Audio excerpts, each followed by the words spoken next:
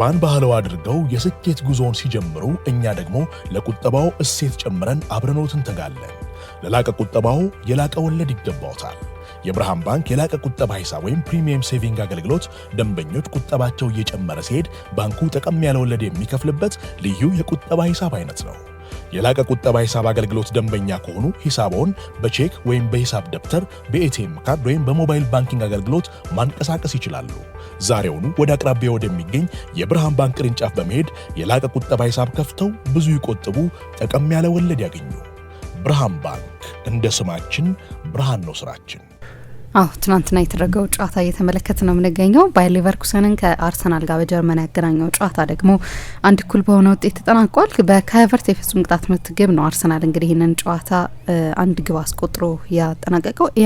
በኤምሬትስ ይደረጋል የመልሱ ጨዋታ። ስለዚህ ለአርሰናል እድል አለ፣ ምንም ጥያቄ የለውም። በሜዳው የሚያደርገው ጨዋታ ነው፣ እንመልከተው ይህንን ጉዳይ። ግን በጣም አስቸጋሪ ጨዋታ ነበር በጣም አንደኛ እኔ በካስፐር ሂልሙንድ ቡድን ብዙ ተጫዋቾች ለቀውባቸዋል እንደምታውቂው። በቅርብ ጊዜ ቻቢ አሎንሶ ብቻ ሳይሆን ፍሎሪያን ቬት፣ ኤድሞንድ ታፕሶባ፣ ግራኒት ዣካ፣ ጀረሚ ፍሪምፖንግ፣ ሌሎችም ተጫዋቾች እና ባለፈው ክረምት ስናነሳ እንደነበረው ወደ አዲስ ሪቢልድ ነው የገባው፣ ወደ አዲስ ቡድን ግንባታ ነው የገባው። የኤሪክ ቴንሃግ ሙከራ ከ3 ጨዋታዎች በኋላ መዝለቅ አልቻለም። ያኔ ስናነሳ እንደነበረው ቴንሃግንም በውጤታቸው ምክንያት ሳይሆን ቶሎ መልበሻ ክፍል ውስጥ በነበራቸው አሉታዊ ኢፌክት ምክንያት ከኃላፊነታቸው እንዲነሱ ሆኗል። ከዛኚህ የ2021ን የዴንማርክ ብሔራዊ ቡድን የሰሩት ሰው ሴሚፋይናል ድረስ ሄደውን በእንግሊዝ ኪሸነፍ ድረስ ያንን በጣም ኤክሳይቲንግ ቡድን የገነቡትን ሊያውም ያንን የክርስቲያን ኤሪክሰንን የሚያስደነግጥ ሁኔታ የተቋቋመውን ቡድን የገነቡትን ካስፐር ሂልሙንድን ነው አሰልጣኝ አድርገው የሾሙ። ግን 6ኛ ነው። አርሰናል ከሌቨርኩሰን ጋር እንደተደለደለ ሲታወቅ የአርሰናል ደጋፊዎች በሙሉ ደስተኞች ነበሩ። በሌቨርኩሰንን በማግኘታቸውም ከሌቨርኩሰን በኋላ ሊያገኟቸው በሚችሏቸው ቡድኖችም ሌቨርኩሰንን ካለፉ ከቦዶ ግሊምት ከስፖርቲንግ ነው አንዱን የሚያገኙት። ቦዶ ግሊምትን ይመስላል። አሁን ቦዶ ግሊምት ትላንትና ስፖርቲንግን 3-0 ስላሸነፈ በተለይ ቦዶን መጠንቀቅ የሚያስፈልግ ይመስላል ከሆነላቸውና ካለፉ። ምክንያቱም ሲቲን፣ ኢንተርን በሁለቱም ጨዋታዎች ከአትሌቲኮ ማድሪድን ከሜዳ ውጪ ያሸነፈን ቡድን አቅልለሽ ልታዩ አትችይም በጭራሽ። ኦፍኮርስ አርሰናል ያሸንፋል ተብሎ ይገመት ይሆናል፣ ግን ቀላል አይሆንም። ግን በዛኛው ሩት የነበሩትን ያሉትን ቡድኖች ከመግጠም ይሄኛው ይቀላል ተብሎ ታስቦ ነበር። አይ ቲንክ አሁንም ያልፋል። ከባየር ሌቨርኩሰን ጋር የመልሱን ጨዋታ ሆም ጌም ከሆነ ማንም ራሽናል የሆነ ሰው አርሰናል ከሌቨርኩሰን ጋር በኤምሬትስ የሚጫወቱ ከሆነ ለአርሰናል ግምት መስጠቱ የሚጠበቅ ነው። ግን ጨዋታው ቀላል አልነበረም። ስለዚህ በአብዛኛው ክሬዲቱን የምሰጠው እኔ የአርሰናል ደካማ ፐርፎርማንስም ነበር፣ የሌቨርኩሰንም ጥሩ ፐርፎርማንስ ነበር። ኢት ቴክስ ቱ ታንጎ በሁለቱም በኩል የነበረ ነው። በተለይ የአርሰናል የማጥቃት ፐርፎርማንስ ማለት ነው። እኔ ይህንን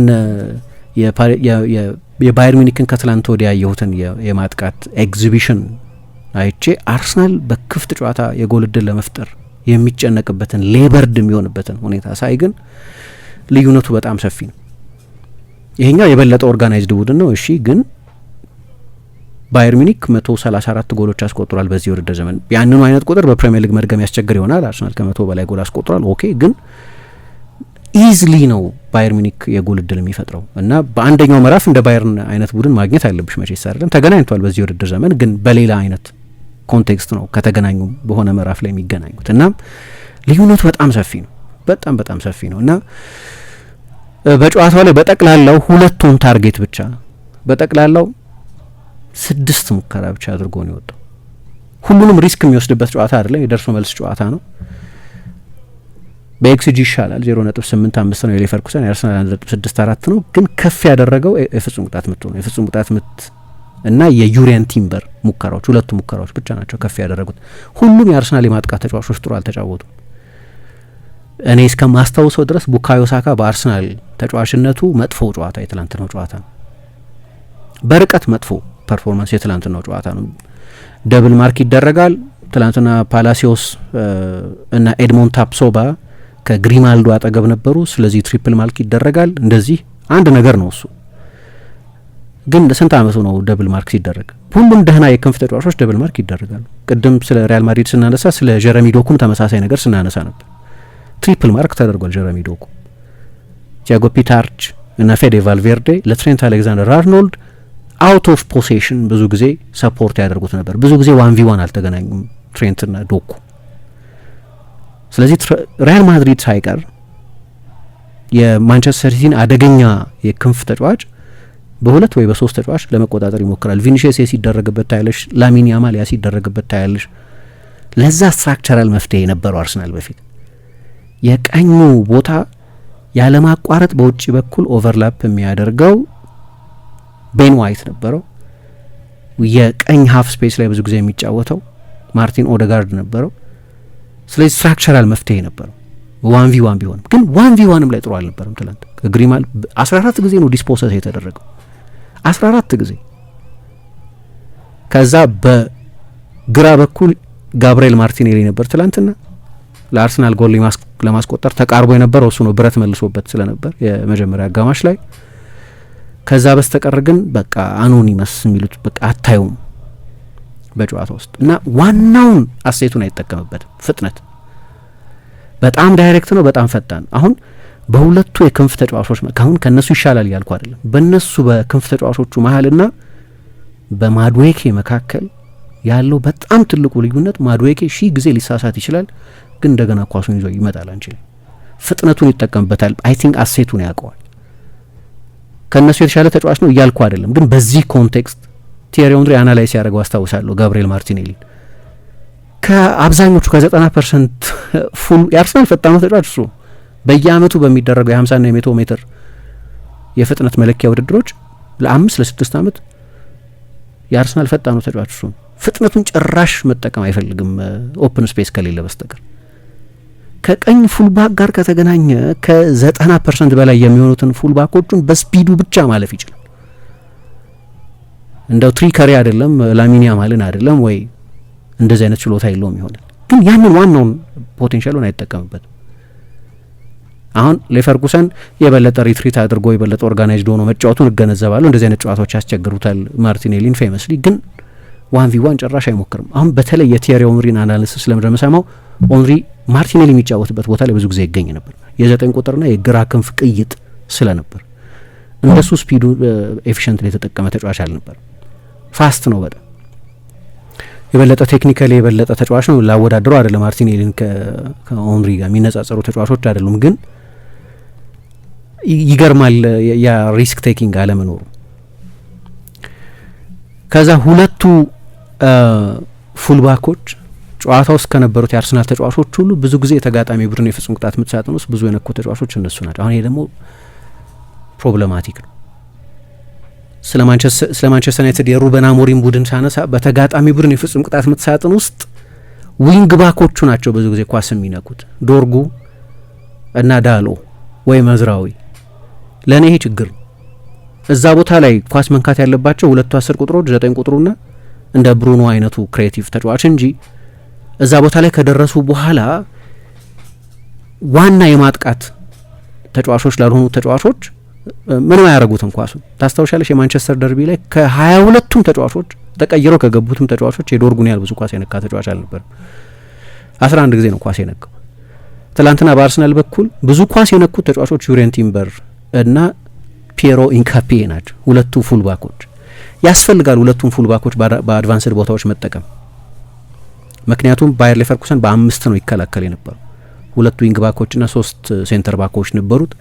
ከነሱ ፊት እንደ ሮበርት አንድሪጅና ኤዝኩዌል ፓላሲዮስ አይነት ትጉ ተጫዋቾች አሏቸው። 7 የመከላከል ተጫዋቾች ነበሯቸው ማለት ነው። ከባድ ነው እንዲህ አይነት ቡድን በምትገጥሚበት ጊዜ። ስለዚህ ፉልባኮቹ ጨዋታውን ስትረች ማድረግ አለባቸው፣ ያለማቋረጥ ኦቨርላፕ ማድረግ አለባቸው ምናምን። ግን የትላንትናው ጨዋታ ላይ ብቻ አይደለም። ቡካዮ ሳካ ለምሳሌ ትላንት ጥሩ ሳይጫወት ሲቀር ስትራክቸራልም ችግር አለበት። አንደኛ ለምሳሌ ቢትዊን ደ ላይንስ የሚጫወቱ ተጫዋቾች ያስፈልጓቸዋል። 2 ፒቮቶች ነው የሚጠቀመው። ሁለቱም ፒቮቶች የማጥቃት ሚና የሚወጡበት ጊዜ አለ። ግን ራይስም ይሁን ዙቢሜንዲ ዋና የማጥቃት ተጫዋቾች አይደሉም። ከነሱ ፊት ያለው ኤቤሪቺ ኤዜ ነበር።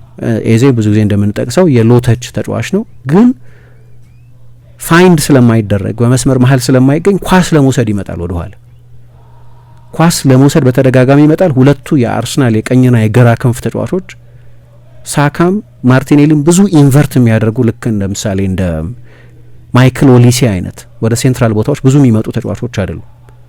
እያጠበቡ ይገባሉ፣ ግን ወደ ሴንትራል ስፔስስ ብዙ አይመጡም። ስለዚህ በአርሰናል የማጥቃት ተጫዋቾች ሁሉና በ9 ቁጥሩ ቪክቶር ዮኬሬስ መካከል ትልቅ ዲስኮኔክሽን ይፈጠራል። ዮኬሬስ ራሱ ደግሞ ድሮፕ የሚያደርግ የጄሱስ ወይ የሀቨርትዝ ወይም ሜሪኖ እዛ ቦታ ላይ በሚጫወትበት ጊዜ የሜሪኖ አይነት ፕሮፋይል ያለው ተጫዋች አይደለም። ፊድ ማድረግ አለብሽ ዮኬሬስን እንጂ መጥቶ ኮምባይን ሊያደርግ አይችልም። እንደዚህ አይነት ተጫዋች አይደለም። ከሳጥን ውጭ እንዲያውም ኃይለኛ ቴክኒካል ሊሚቴሽን ያለበት ተጫዋች ነው።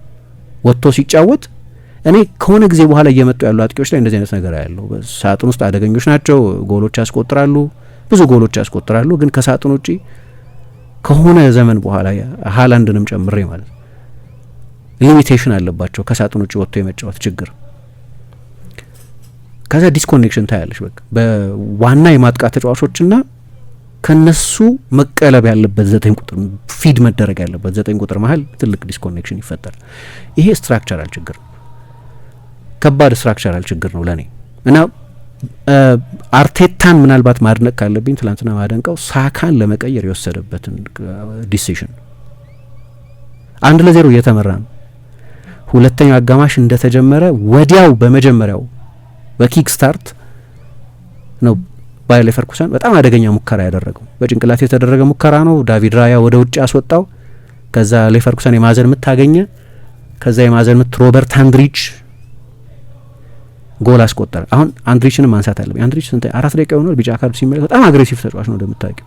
ድሮ እኔ በጣም ወደው የኡርስ ፊሸር ኡኒዮን በርሊን ነበር፣ የኡኒዮን በርሊን ተጫዋች ነበር እና ከኡኒዮን በርሊን ወደ ሌቨርኩሰን ከመጣበት ጊዜ ጀምሮ በጣም አግሬሲቭ ነው። አሁን አራተኛው ደግሞ ከዛ ጥቂት ሁለቱንም ቪክቶር ዮኬሬስ ላይ ነው ጥፋት የሰራው። ሁለተኛውም አጋጣሚ ቢጫ ካርድ ሊያሰጥ ይችል ነበር፣ ግን ኢንቢትዊን እሱ ወዳለበት ዞን የሚመጣ ማጥቃት ስለሌለ ልክ እንደዚህ አይነት አርቢትሩ ጠርተው የመጨረሻ ማስጠንቀቂያ ነው መሰጠት ሲሉት አይተናል። ትላንት 10 ደቂቃ ሆኖ ያንን ማስጠንቀቂያ ይሰጡት እና እሱን ኢንቢትዊን ደ ላይንስ ካልተጫወትሽ በስተቀር ሴንትራል ፕሮግሬሽን ውስጥ ከሌለ ድረስ ለሌላ ካርድ ልታጋልጭው አትችይም። ካርድ ላይ የሚችል ተጫዋች ነው። አግሬሲቭ ነው። ብዙ የምናውቀው ተጫዋች ለጀርመንም ሲጫወት በክለብ እግር ኳስም ሲጫወት። በክንፍ በኩል ደግሞ የአርሰናል ሁለቱ ፉልባኮች የመሀል ተከላካዮች የነበሩ ፉልባኮች ናቸው። መደበኛ ቦታቸው የመሀል ተከላካይ ነው። መጫወት ይችላሉ። ሜቢ የፕሪሚየር ሊግ ምርጥ የቀይ መስመር ተከላካይ ሊሆን ይችላል በዚህ ሲዝን ፎርሙ። ኢንካፔን በጣም ጥሩ ፉልባክ ነው፣ ግን አታኪንግ ፉልባኮች ግን አይመስሉኝም። ስለዚህ መሀልም ላይ ችግር አለ፣ በመስበር በኩልም ችግር አለ። አሁን ቲምበር በቁጥር ካየሽ 10 ቀጥተኛ ጎል ተሳትፏል በዚህ ውድድር ዘመን። ምናልባት ከአርሰናል ተጫዋቾች በክፍት ጨዋታ ጎል ለማስቆጠር ተቃርበው ነው ማስቆጠር ነው የነበረበት። እሱ ድንቅ ክሮስ ነበር ሳጥን ውስጥ፣ ያንን ክሮስ ሳተው። ግን በጠቅላላው 6 አሲስትና 4 ጎል አለው። ለመስመር ተከላካይ ይሁን ለማንም ተከላካይ ፕሮፋይል ለሚደረግ ተጫዋች መጥፎ ቁጥር አይደለም። ግን ሲጫወት ስታዩ ፊልም የምታረጊው ነገር አለ። ሀኪሚን አይደለም እሱ፣ ትሬንት አሌክዛንደር አርኖልድን አይደለም፣ ሪስ ጀምስን አይደለም። ልክ እንደነሱ አይነት ክሬቲቭ ፉልባክ አይደለም። ክሬቲቭ ፉልባክ ያልሆነውን ተጫዋች ነው ሳጥን ውስጥ ብዙ የምናየው ያልኩ። ከሁለት በላይ ኳስ ይነካል። አንድ ጀምስ ሜድ የሚባል ብዙ ጊዜ የምጠቅሰው ሰው ምን ይላል? በዚህ ውድድር ዘመን በተጋጣሚ ቡድን የፍጹም ቅጣት ምት ሳጥን ውስጥ የአርሰናል የቀኝና የግራ መስመር ሁለት ተከላካዮች አሁን ሰሞኑን ብዙ የጀመረ ያልሆነው ሪካርዶ ካላፊዮሪና ዩሪያን ቲምበር 2 እና 1.4 ጊዜ የተጋጣሚ ቡድን የፍጹም ቅጣት ምት ሳጥን ውስጥ ኳስ ይነካል። እና ይሄ በጣም ከፍተኛ ነው ለፉልባክ፣ በጣም ከፍተኛ ነው። ሁለቱ ፉልባኮች ከኤቤሪቼዜ፣ ከሚኬል ሜሪኖ፣ ከማርቲን ኦዴጋርድ፣ ከዴክላን ራይስ የበለጠ በአቬሬጅ ብዙ ኳስ ይነካሉ። እኔ ይሄ በአደገኛ ቦታ የምታገኙ ተጫዋች አደገኛ ተጫዋች መሆን አለበት፣ ፉልባክ መሆን የለበት። በተለይ ዲፌንሲቭ ፉልባክ መሆን የለበትም። ሁለቱም ዲፌንሲቭ ፉልባኮች ናቸው። የቲምበር ችሎታን አድንቂ ከተባልሽ የምታደንቂው በቃ በ1v1 መከላከል በጣም ኃይለኛ ነው፣ ጥሩ ፓሰር ነው ምናምን ነው የምትይው አይደል እንጂ እንደ አኪሚ ወይም እንደ ትሬንት አይነት ፉልባክ አይደለም። ይሄ ለእኔ ስትራክቸራል ችግር ነው። ከአርሰናል ማጥቃት ጋር ያልተስተካከለ ስትራክቸራል ችግር ነው። በተለይ ሎ ብሎክ ቡድኖች ላይ የሚታይ ስትራክቸራል ችግር ነው። ግን የማድዌኬ መግባት የመጨረሻ 25 ደቂቃ በነገራችን ላይ ጎሉ ሲቆጠር አርቴታ ከጨዋታው በኋላ ያነሳው ነገር ነበር። በቀደም 3-1 ነበር የተለያዩ ባየር ሌቨርኩሰን እና እዛ ጨዋታ ላይ ጨዋታ ሲጀመር አለ ይህንን ሩቲን ይከተላሉ። ቶሎ ነው ያንን ከጨዋታ መጀመር በኋላ በተያጋመ ሲጀመርም ጨዋታ ሲጀመርም ብቻ እነሱ የሚጀምሩበት አንደኛው ላይ ይጀምራሉ አይደል ወይ ሲጀመር ይወጣለት ቡድን ወዲያውኑ ወደ ተጋጣሚ ቦክስ የሚወስዱት። ይህንን ፓተርን ደግሞ አጥንተ ነው ነበር ግን ተጫዋቾች ሜዳ ውስጥ አልተገበር ነው የሚል አስተያየት ሰጠ። መጨረሻ ላይ የዛ ሪስክ የመውሰድን ሽልማት ነው ያየ ነው። በቃ መጨረሻ ላይ ሪስክ ወሰደ ማድዌኬ እና ማሊክ ቲልማን ፋውል ሰራ፣ የፍጹም ቅጣት ምት ተሰጠ። ግን በጣም ሶፍት ፋውል የፍጹም ቅጣት ምቱ ሲሰጥ ንክኪ የነበረ ይመስለኛል። ግን ለምሳሌ ዳኛው ሜዳ ውስጥ ባይሰጡ ኖሮ ሜቢ ወደ ቪአር ላይ ሄድ ይችል ነበር። ተጫዋቹ ኳሱን አላገኘውም፣ በቶርሶ ነው ያገኘው፣ ጥሎታል እና ንክኪ ፊል እንዳደረገ ወዲያውም ወድቋል እና የፍጹም ቅጣት ምት ተሰጠ። ከዛ ነው እዚህ ጋር ስቶሪው ለየት የሚለው ካይ ሃቨርትዝ ነው ጎሉን ያስቆጠረው። የካይ ሃቨርትዝ መግባት እና በተለይ ደግሞ የማድዌኬ መግባት በጣም በጥሩ ጊዜ የተደረገ ነው። እኔ ከዛ ጉዳት በኋላ በወጥነት የተመለሰ አይመስለኝም ቡካዮ ሳካ። በእግር ኳስ ተጫዋችነት ህይወት የመጀመሪያው ትልቅ ጉዳት ነው እና ሲመለስ የሰጠውን አንድ ቃለ ምልልስ ካየሽ በጣም ወራት ወስዶብኛል አእምሮዬ ነጻ ሆኖ እንደገና ስፕሪንት ጉዳት ነው እና ለክንፍ ተጫዋች ደግሞ ስፕሪንት ማድረግ አለበት። የመስል ሰርጀሪ ነው ያደረገው። ከ100 ቀን በላይ ነው ከሜዳ የራቀው እና ሌሎች መጠነኛ ሌሎች መስል የሃምስትሪንግ ጉዳቶች ገጥሞታል በዚህ ውድድር ዘመንም። ግን ስለዛ ጉዳት ሲናገር ትልቁ ችግር ከእንደዚህ አይነት ጉዳት የሚመለሱ ተጫዋቾች የሜንታል ብሎክም ጉዳይ ነው። እንደ ድሮ ስፕሪንት ማድረግ ይችላለሁ ብዙ ጊዜ ሲሮጡ ስለሆነ ጡንቻቸውን የሚያማቸው እና እሱንም ሲናገር ነበር። እንግዲህ ሌሎች ምክንያቶች ይኖሩት ይሆናል። ሳካ በጭራሽ እኔ እንደ ልብ 90 ደቂቃ መጫወት ያለበት አይመስለኝም። አሁን ማድዌኬ ከልክ በላይ ጥሩ ኦፕሽን ነው ከነ ድክመቶቹ ማለት ነው። ድክመት የሌለበት ተጫዋች አይደለም። በጣም የሚያበሳጭ ተጫዋች ሊሆን ይችላል አንዳንድ ጊዜ፣ ግን ያንን የሚያደርገው ሪስክም ስለሚወስድ ነው እና ሳካ አንዳንድ ጊዜ በጣም ሴፍ ይጫወታል። ግን ትላንትና የሚገነዘበው ይመስለኛል፣ ተቀይሮ የወጣበትን ምክንያት የሚያውቀው ይመስለኛል። ግን የፍጹም ቅጣት ምቱ የተገኘው በዚህ ተቀይሮ በገባው ተጫዋች ነው። ጎሉ የተቆጠረውም ተቀይሮ በገባ ተጫዋች በተቆጠረ ጎል ነው። ካይ ሃቨርትዝ በጣም ነው የሚወደደው በሌቨርኩሰን። ከ11 ዓመቱ ጀምሮ የሌቨርኩሰን አካዳሚ ውስጥ የነበረ ከ150 በላይ ጨዋታዎች ያደረገ ከ100 ሚሊዮን ዩሮ በላይ ያስገኝላቸው ነው። ቼልሲ ሲሄድ አድኦንሱን ጨምሮ ወደ 100 ሚሊዮን አካባቢ ይጠጋል የተከፈለበት ገንዘብ እና ሲሞን ሮልፌስ የሚባለው ያኔ ከሃቨርትዝ ጋር ለጥቂት ጊዜያት አብሮ የተጫወተው አሁን የባየር ሌቨርኩሰን የስፖርት ዳይሬክተር የሆነው ሰው ምን ይላል? በሃቨርትዝ ገንዘብ ነው የቡንደስሊጋ አሸናፊ ቡድን የገነባ ነው። ስለዚህ ሜዳ ውስጥ በጣም ጠቅሞናል፣ ሲሸጥም ጠቅሞናል፣ በጣም ነው የምንወደዋል። እንደ እኔ ደግሞ አብሮት የተጫወተ ዲስፕሊኑን ጥረቱን ሁሉ ለሚያይ ሰው ያገኛቸው ስኬቶች በሙሉ የሚገቡት ነው። ቻምፒየንስ ሊግ ፋይናል ላይ ጎል አስቆጥሯል። የዓለም ክለቦች ዋንጫ ፋይናል ላይ ጎል አስቆጥሯል። ጤነኛ ከሆነ የጀርመን ብሔራዊ ቡድን የመጀመሪያ ተመራጭ ነው። ለአርሰናል ይጫወታል። ያ ሁሉ ይገባዋል አለ። ስቴዲየም ውስጥም ገና ጨዋታው ከመጀመሩ በፊት የባየርን ሌሎች ሹማምንት እና ሮልፌስን ጨምሮ ትልቅ ፎቶግራፍ ያለው ስጦታ ምናምን ሰጥተውት ነበር። ስቴዲየም ውስጥም እንኳን ተመለስክ የሚል ትልልቅ ጽሁፎች አይተናል። ለሱም ለፒየሮ ኢንካፔም ለሌላ የቀድሞ የሊቨርኩሰን ቴክኒካሊ የሊቨርኩሰን ተጫዋች ነው። አሁንም በውሰት ስለሆነ ለአርሰናል እየተጫወተ ያለው ግን በቋሚነት አርሰናልን ይቀላቀላል ተብሎ ይጠበቃል እና ምን ይላሉ ከሌቨርኩሰን የአካዳሚ ተጫዋቾች ሁሉ ምርጡ ተጫዋች የሚሉት እሱ ነው። ፍሎሪያን ቪርትዝ በቅርብ ጊዜ ነበር እዛ አካዳሚ ውስጥ። ከሱ በበለጠ ገንዘብ ተሸጧል። ከሱ የበለጠም ስኬት አለው። ቡንደስሊጋ አሸንፏል፣ ዴፍቢ ፖካል አሸንፏል። ልዩነቱ ግን የመጀመሪያ ጨዋታውን ያደረገው ለሌቨርኩሰን አይደለም። የሌቨርኩሰን አካዳሚ ተጫዋችም አልነበረም። ከኮን የመጣው ብዙ ውዝግብ ነበር፣ ኮንና ሌቨርኩሰን ስለማይዋደዱ ማለት ነው። እና የፍጹም ቅጣት ምት ጎሉን አስቆጠረ እና ደስታውን አልገለጸም እንደምትጠብቂው። እግር ኳስ ነው ይሄ እንግዲህ። ግን አዝኛለሁ አለ ሌቨርኩሰን ላይ ጎል ካስቆጠረ በኋላ፣ ያው ከዚህ ክለብ ጋር ባለው ሴንቲሜንት ምክንያት ማለት ነው። ለእኔ ግን ሃቨርትዝ ጤነኛ ከሆነ ከጉዳቱ ከተላቀቀ ከዚህ እስከ ውድድር ዘመኑ መጨረሻ ድረስ በተቻለ መጠን በትልልቅ ጨዋታዎች ሃቨርትዝ ነው መጫወት ያለበት ነው የኔ አስተያየት። ከማንም ያርሰናል ከዮኬረስም ከሌለም ከጄሱስም አርሰናል ካሉት አማራጮችም ሁሉ። ምክንያቱም እኔ በጣም ኢንትረስቲንግ ተጫዋች ነው ብለው እኔ ከኔ ፌቨራይት ተጫዋቾች መካከል አንደኛው ነው። ለምን ፌክ ናይን ነው፣ ግን ዱዌሎች ማሸነፍ የሚችል ፌክ ናይን ነው። ፊዚካል ነው፣ ወደ ኋላ እየተመለሰ መጫወት ይችላል። በዲፕ ብሎክ መጫወት ብትፈልጊና እንደ ምንድነው እንደ ፕሬሸር ሪሊቨር ቫልቭ የሚሉት አለ ማሳረፊያ ነገር አድርገሽ መጠቀም ብትፈልጊ ከግዙፍ የመሀል ተከላካዮች ጋር ጀርባውን ለጎል ሰጥቶ ኳስ ማውረድ ይችላል። ቴክኒኩ ጥሩ ነው። ጎሎች ማስቆጠር ይችላል። የሃላንድን ያህል ወይም የምባፔን ያህል የሃሪኬንን ያህል ጎሎች ላይ ያስቆጠር ይችላል። እነሱ አውት ኤንድ አውት 9 ናቸው። እሱ እንደነሱ አይደለም። ግን ለአርሰናል በጣም ጥሩ አማራጭ ይመስለኛል። እንዲያውም ጥሩ ዜና የሚመስለኝ ለ3 ሳምንት አሁን ያለምንም ችግር ልምምድ ሰርቷል ብሏል። ይህንን ማድረግ አልቻለም ነበር እስከ ቅርብ ጊዜ ድረስ። 2 ጊዜ ሰርጀሪ አድርጓል። ለሱም እንደ ሃቨርትዝ እንደ ሳካ ሁሉ ባለፈው ፌብሩዋሪ የገጠመው ጉዳት በእግር ኳስ ተጫዋችነት ታሪኩ የመጀመሪያው ትልቅ ጉዳት ነው። በሌቨርኩሰን በኩል እኔ አንድ በጣም ደስ ያለኝ ተጫዋች አለ፣ ኮፋኒ ከፊት ያለው ልጅ ነው። በጣም ባለፈው ክረምት ካመጧቸው አጥቂዎች መካከል አንደኛው ነው። ለዊሊያም ሳሊባ እና ለጋብሪኤል ማጋሌሽ ትልቅ ፈተና ነበር። ሞባይል ነው፣ ታጋይ ነው፣ ሆልድ ማድረግ ይችላል፣ ወደ ስፔስ መሮጥ ይችላል፣ ኳስ መግፋት ይችላል።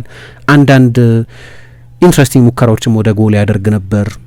በጣም ጥሩ ተሰጥኦ ያለው ተጫዋች ሆኖ አይቼዋለሁ። ፓትሪክ ሺክ ተጠባባቂ ነበር። የበለጠ ጎል የሚያስቆጠረው ተጫዋች ፓትሪክ ሺክ ነው። የ90 ደቂቃ ተጫዋች አይደለም ተብሎ ይታሰባል ፓትሪክ ሺክ።